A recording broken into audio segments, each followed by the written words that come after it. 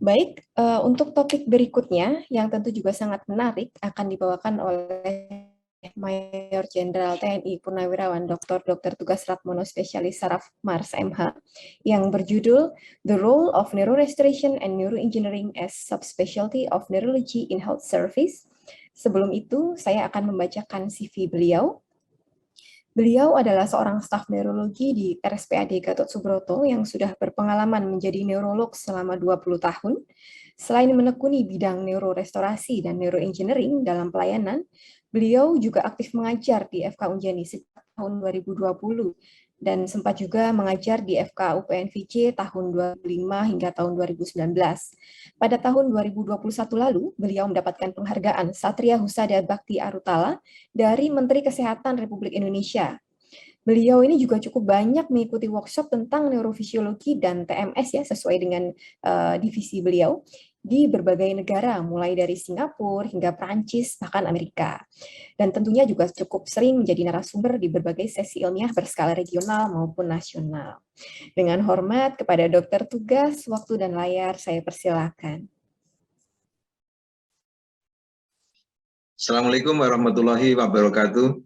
Terima kasih moderator yang telah memberikan kesempatan pada saya untuk menyampaikan materi pada sesi kedua ini.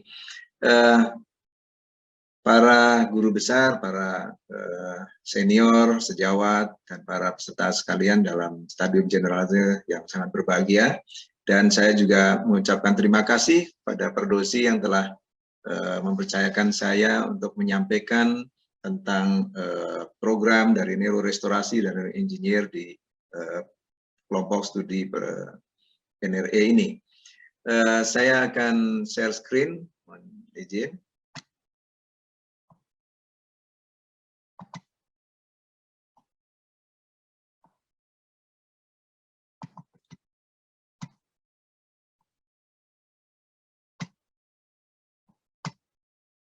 Ya, mohon maaf waktunya.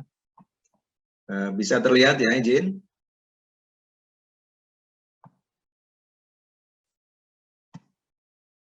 Sudah terlihat ya?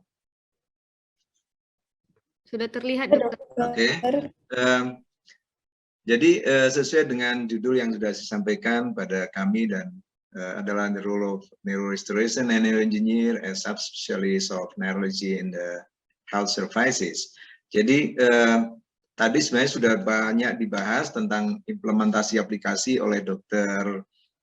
Hendry, dan ini kami akan beberapa hal yang kita bahas dengan topik introduction, kemudian bagaimana program spesialis, subspesialis neurorestorasi dan engineer, kemudian bagaimana aplikasi NRE ini pada pelayanan kesehatan berbagai penyakit neurologi di Indonesia.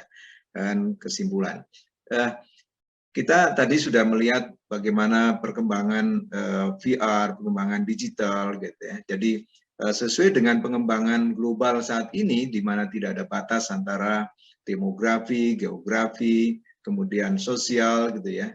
Nah, di sini teknologi menjadi peranan yang sangat penting, termasuk teknologi akan memperbaiki suatu kesehatan secara global.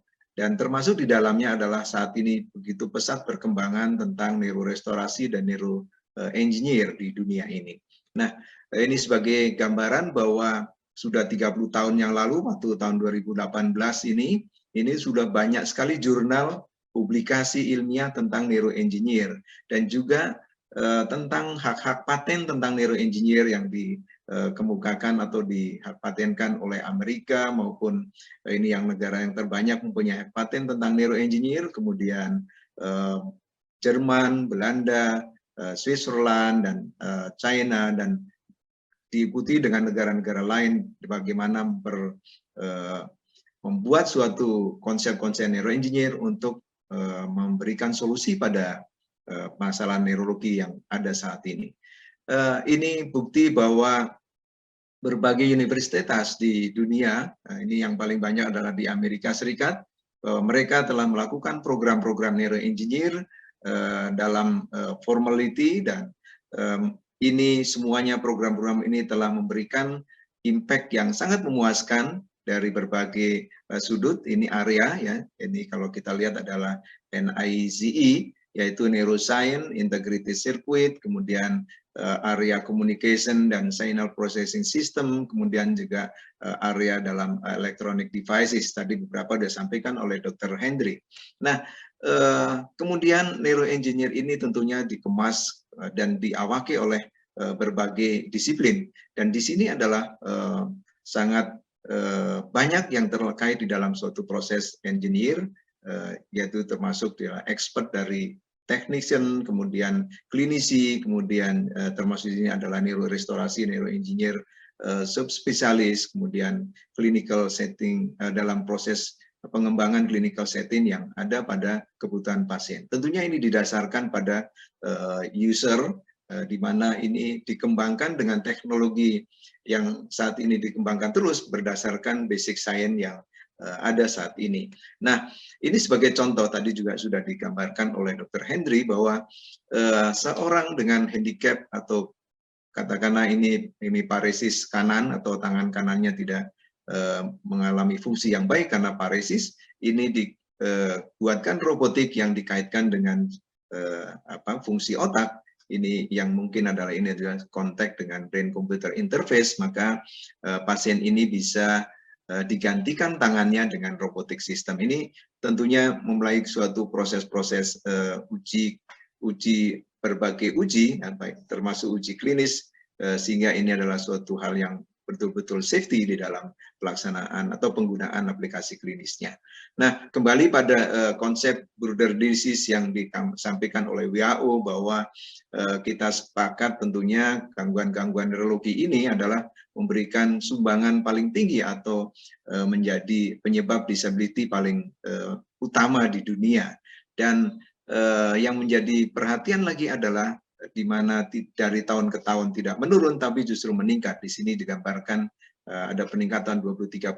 Tentunya angka ini menjadi hal yang menjadi permasalahan atau tantangan ke depan. Oleh karena itu WHO juga sudah menganjurkan ada suatu proses mekanisme strategi yang baru harus dikembangkan, baik itu dalam diagnostik, kemudian dalam terapi, semata-mata untuk menurunkan disabilitas. Dan dalam bidang neurologi tentunya ini ada pengembangan neurorestorasi dan neuroengineer sebagai jawaban dalam tantangan atau hal yang dianjurkan oleh WHO. Nah, beberapa hal yang menyebabkan disabilitas tentunya ini berbagai macam, tapi menjadi concern bagi kita semuanya adalah pada penanganan yang saat acute pada berbagai terapi untuk derajat berat dari seseorang pasien, sehingga ini pada concernnya pada life saving. Nah, setelah itu maka dilanjutkan dengan kalau survival mungkin dilanjutkan dengan rehabilitasi. Ada hal yang kurang di situ sehingga di sini disampaikanlah ilmu yang baru, yaitu bagaimana meningkatkan kualitas dengan menyiapkan ilmu baru neurorestorasi dan neuroengineer, dan ini menyebatari antara life saving, cell saving, terapi per-acute dengan rehabilitasi. Sebagai gambaran skematik tentunya ini adalah suatu kesinambungan penanganan ya, mulai dari per-acute fase, kemudian acute fase, sub-acute sampai chronic fase, dan mulai dari precision di fase acute fase, kemudian dilanjutkan dengan rehabilitasi program, dan di antara itulah program-program neurorestorasi, neuroengineer yang harus dilakukan dengan konsep ini. Dan inilah harapannya dengan konsep ini, kesinambungan ini tentunya ini akan mengurangi atau melimitasi disabilitas yang terjadi selama ini, dan diharapkan justru akan suatu recovery yang full recovery. Ini harapan dari semua pasien tentunya. Nah, kembali pada suatu konsep neurorestorasi, ini definisi yang disampaikan oleh Asosiasi Internasional Neurorestoratologi. Ini bagaimana strategi untuk restoratif atau merestor fungsi-fungsi otak, baik itu otak maupun sentral maupun perifer. Ini ada 5 area tentunya yang paling disampaikan. Yang pertama bagaimana terapi fisik, kemudian terapi chemical, ketiga ada terapi biologi, kemudian terapi bedah, dan terapi intervensi lainnya. Tadi sudah digambarkan oleh Dr. Hendry bagaimana ke arah engineer, kemudian robotic system, dan terapi-terapi ke arah suatu terapi intervensi lainnya atau kolaboratif. Semuanya adalah bagaimana merestore untuk ke arah suatu perbaikan, baik itu struktur anatomi maupun perbaikan secara fungsional yang secara simultan. Tentunya ini diharapkan akan meningkatkan kualitas dari orang-orang yang handicap karena pasca gangguan neurologi. Nah, kita sangat bersyukur Kolegium Neurologi Indonesia telah menyiapkan untuk ada 8 subspesialis, di dalamnya adalah neurorestorasi, neuroengineer, dan ini kita harapkan cepat akan terlaksana untuk tentunya semata-mata meningkatkan kualitas layanan dari bidang neurologi di Indonesia. Nah, program subspesialis neurorestorasi, neuroengineer, dan saya kira sama dengan program 8 subspesialis atau 7 subspesialis lainnya di neurologi, ini akan dilaksanakan di 14 fakultas kedokteran negeri di Indonesia yang sudah existing untuk melaksanakan SP1 saat ini, dan nanti harapannya tahun 2022-2023 ini akan mulai untuk pendidikan SP2 dengan program pendidikan 4 semester, dan terdiri khususnya neurorestorasi, neuroengineer ini terdiri modul-modul kolaboratif, neurorestorasi, neuroengineer, biology and neuroengineer, dan termasuk stem cell, kemudian juga bagaimana functional dan clinical application atau clinical approach, yang semuanya ini adalah kurikulum dibuat oleh tim KNI Polri Neurorestorasi Indonesia. Nah, kita tentunya dalam aplikasi ke depannya ini harus ada suatu ekosistem yang dibangun. Tadi saya kira sebagian disebutkan oleh Dr. Henry, dan kalau kita membangun adalah konsep, saya kira meningkatkan konsep academic health system, di mana ada kolegium neurologi, kemudian ada bagian neurologi atau university, kemudian rumah sakit universitas atau rumah sakit jejaring pendidikan yang ditunjuk, kemudian ditambah rumah sakit TNI Polri. Ini menjadi suatu ekosistem yang AS yang bagus untuk mengembangkan ke depan neurorestorasi. Nah, tentunya ada Perdosi sebagai perhimpunan dokter-dokter spesialis yang tentunya nanti akan mengendorse dan memacu untuk bagaimana semuanya berjalan lebih baik, semua anggota Perdosi ini. Dan tentunya kurikulum sudah dibuat sedemikian rupa sehingga ini akan mendukung bagaimana program pendidikan subspesialis ini, dan neuroteknologi atau teknologi tentunya diharapkan ada pada pengembangan di bagian neurologi dan di rumah sakit, sehingga ini akan mendukung program nanti tentunya ada brain center, ada neuro restoration, and neuro engineer center, dan ini tentunya akan didukung lebih kuat oleh kemitraan yang ada, baik itu lembaga riset maupun bioengineer dan mitra neuroteknologi, IT, dan ini tentunya akan membuat suatu layanan integratif dari 8 subspesialis di Indonesia ditambah disiplin lain yang terkait menjadi suatu hal yang sangat baik, dan kembali lagi didukung oleh kemitraan, dan ini menjadi suatu ekosistem yang besar dan sangat kompleks, dan ini harus ditata dengan baik dan di maintenance berkesinambungan sehingga terjadi layanan neurorestorasi, neuroengineer yang baik di Indonesia. Dan ini akan lebih bagus lagi kalau didukung oleh suatu digital teknologi seperti tadi disampaikan oleh Dr. Henry.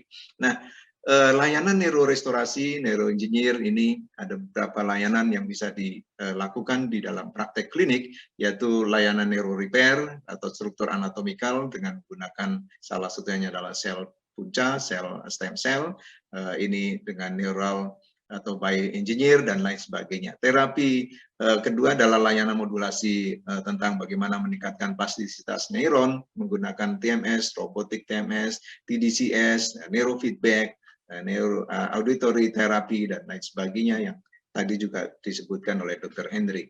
Layanan engineering fungsional ini yang dimaksud adalah bagaimana ini menggunakan yang bukan pembedahan atau bukan anatomical structure, tapi ini banyak menggunakan bionic restoration atau sinergi robotik dengan brain computer interface, VR, robotik, artificial intelligence, ini dikemas dengan suatu layanan neuroengineer fungsional. Kemudian juga terapi bedah ini bagaimana ini tentunya dengan sejawat neurosurgeon untuk memasang DBS, memasang implant chip sensor, kemudian BGI chip, kemudian ini ditujukan untuk bagaimana mengimprove orang-orang yang paralysis atau gangguan neurologi. Layanan terapi farmakologi tentang NGF, obat-obat neurorestoratif ini juga dikembangkan dalam layanan neurorestorasi dan neuroengineer. Kemudian layanan kolaboratif, tadi juga disebutkan bahwa kombinasi antara devices, robotik, kemudian VR robotik, dan physical exercise, ini akan mempercepat proses perbaikan dari gangguan setelah terjadi masalah neurologi. Nah, seperti kita sebutkan, ini contoh layanan terapi sel, di mana terapi sel ini diharapkan akan meningkatkan angiogenesis, meningkatkan neurogenesis, mengurangi apoptosis dan sel death, dan meningkatkan plastik sinaptik atau synaptic plasticity. Di sisi lain juga ini akan mengatur tentang inflamasi yang terjadi pada gangguan-gangguan neurologi.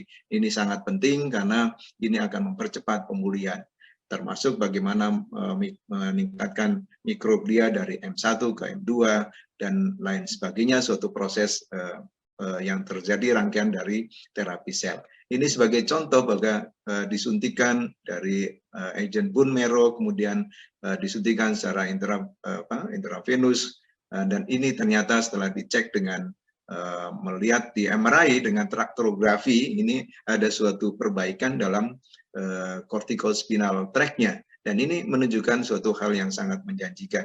Walaupun dalam penggunaan yang banyak ini, termasuk Parkinson disease, Huntington disease, stroke, traumatic brain injury, ALS, AMS, dan MSA ini masih dalam suatu tahap uji klinis. Kalau tidak keliru saat ini adalah fase 2 dan 3, tentunya ini kita harapkan dalam waktu yang dekat tentu ke depan bisa direkomendasi dalam suatu recommended dalam pelayanan klinis yang baik. Nah, kemudian untuk terapi modulasi dalam layanan neurorestorasi, ini dengan menggunakan TMS untuk pendekatan terapi di sentral. Diharapkan TMS ini bisa merestorasi dengan reorganisasi neuron, kemudian meningkatkan synaptic plasticity, dan meningkatkan fungsi otak itu sendiri. Dan di sisi lain, diduga juga ini adalah ada proses efek pada neurogenesis, angiogenesis, dan synaptogenesis. Dan ini adalah proses neurorepairing. Nah, ini pengembangan yang saya kira perkembangan yang sangat luar biasa ke depan. Nah, ini juga digunakan untuk terapi perifer yang saraf-saraf neuropati, ada gangguan traumatic peripheral nerve, ini bisa dikembangkan untuk mempercepat perbaikan dari gangguan itu.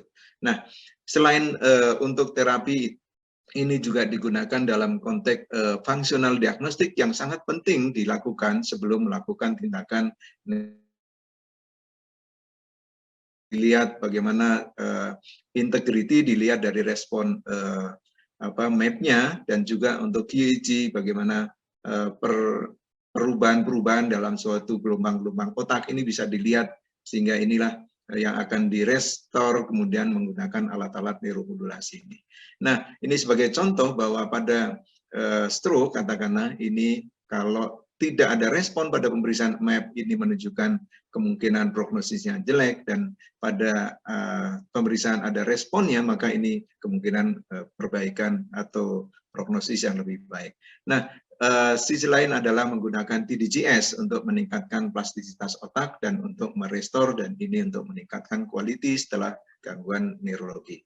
Nah, neurofeedback ini juga bagian dari suatu neuromodulasi yang kalau kita sebut ini adalah endogenous atau endogen stimulation, ya, distimulasi oleh dirinya untuk meningkatkan kualitas dari otak, dan ini bisa dipakai dalam tinnitus, chronic pain, stroke, epilepsi, dan mental disorder, serta ini bisa meningkatkan high performance di dalam pasien-pasien atau orang-orang yang tentunya dalam kapasiti kalau dilihat ini normal.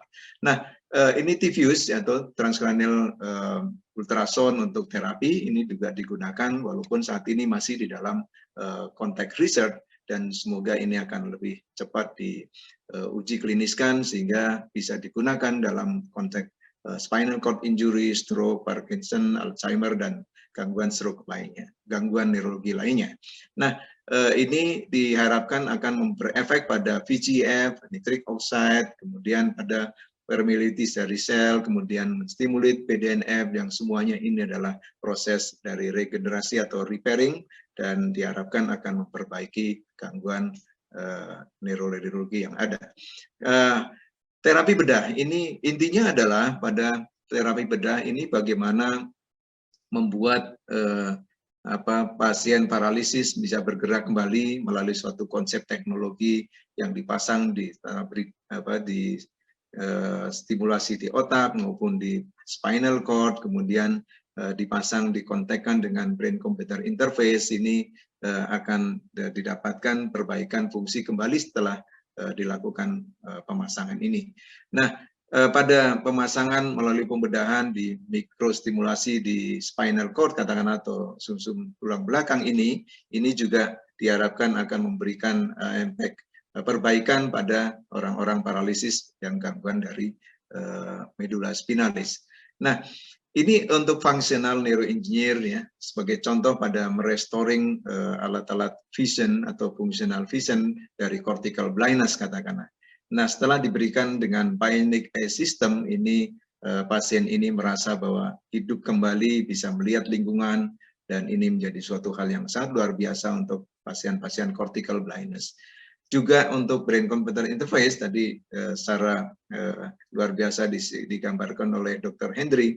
Ini intinya adalah bagaimana menangkap sinyal-sinyal di otak ini melalui konsep gelombang-gelombang otak, kemudian diterjemahkan untuk bagaimana menggerakkan robotik protesis atau anggota gerak yang terjadi paralisis. Nah, juga disinergikan dengan robot sistem.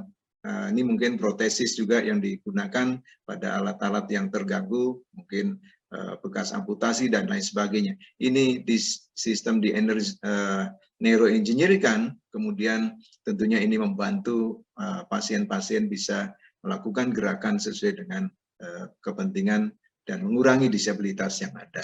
Nah, ini VR gitu ya, kemudian robotik, ini kolaboratif yang harus dibangun dengan physical exercise, tentunya ini mempercepat perbaikan dari fungsi neurologi seperti tadi digambarkan oleh Dr. Hendry. Untuk obat-obatan ini ada IGF, ada obat-obat yang dibuat tentunya obat restoratif ya. Ini diharapkan untuk meningkatkan gangguan-gangguan sentral maupun perifer setelah terjadi suatu penyakit-penyakit neurologi. Nah, ini kita sampaikan bahwa saat ini di Indonesia sudah berbagai klinik yang ada di baik itu di akademik maupun di klinik-klinik rumah sakit yang ada, tentunya ini banyak bergerak dalam suatu neuromodulasi. Tentunya ini harus perlu adanya suatu pengembangan yang baik ke depan dan jadi suatu komunitas yang secara ilmu dan teknologi dikembangkan untuk semata-mata memberikan solusi pada pasien-pasien gangguan neurologi. Nah, pengembangan ini juga harus dikembangkan melalui suatu pengembangan berkesinambungan dari suatu pendidikan, ya ini yang terus-menerus dilakukan oleh Perdosi. Nah, penelitian ini sangat penting untuk mendukung bagaimana pelayanan kesehatan di bidang neurologi, mulai dari preclinical konsep, kemudian sampai ke clinical aplikasi, dan clinical trial sampai ke clinical aplikasi. Ini semuanya harus terstruktur dengan baik, khususnya di kelompok studi neurorestorasi Indonesia, untuk bersama-sama dunia lainnya untuk mengembangkan. Kita punya potensi yang luar biasa di dalam subjek-subjek untuk bisa dilakukan penelitian, semata-mata peningkatan dalam konteks pelayanan. Nah, sebagai kesimpulan tentunya bahwa dengan sangat cepatnya pengembangan neuroteknologi yang berdasarkan neuroscience dan neuroclinical neuroscience, tentunya ini membawa kita semuanya, baik neurologis maupun yang lain, untuk mengupdatekan diri, kemudian menginovasi dan mengimprove suatu ilmu dan teknologi untuk meningkatkan kompetensi, dan ini sangat berguna untuk kepentingan pasien dan pelayanan kesehatan dengan tentunya dengan hal yang sangat terbaik untuk memberikan pelayanannya didasarkan pada mediko-legal dan etik yang baik, dan inilah menjawab tantangan global. Neurorestorasi neuroengineer adalah subspesialis yang baru atau disiplin ilmu baru di neurologi, dan ini salah satu juga menjawab tantangan global dengan isu-isu teknologi. Nah, perlunya ada implementasi dan pengembangan neurorestorasi neuroengineer dengan melalui pendidikan, penelitian, dan pelayanan kesehatan secara terus-menerus untuk memanage atau menata laksana gangguan-gangguan neurologi seperti stroke, traumatic brain injury, dan lainnya. Dan tata laksanaan NRE ini atau neurorestorasi neuroengineer hendaknya ini akan ditingkatkan terus dan hendaknya juga ini akan memberikan peningkatan dalam fungsi gangguan sentral maupun perifer dengan tentunya protokol yang terbaik dan dilakukan secara multidisiplin. Jadi kolaborasi multidisiplin di mana NRE sebagai leader timnya di situ. Nah, ini saya kira akan menjadi hal yang sangat baik ke depannya. Dan pelayanan kesehatan NRE ini harus dilakukan kolaboratif dan tentunya ini memerlukan dukungan yang sangat kuat dari bioengineer, IT, biologi, neurosurgeon, dan perusahaan-perusahaan neuroteknologi dan lainnya yang terkait di sini. Saya kira itu yang bisa saya sampaikan. Semoga ini bisa memberikan wawasan kita semuanya. Saya kembalikan kepada moderator. Assalamualaikum warahmatullahi wabarakatuh.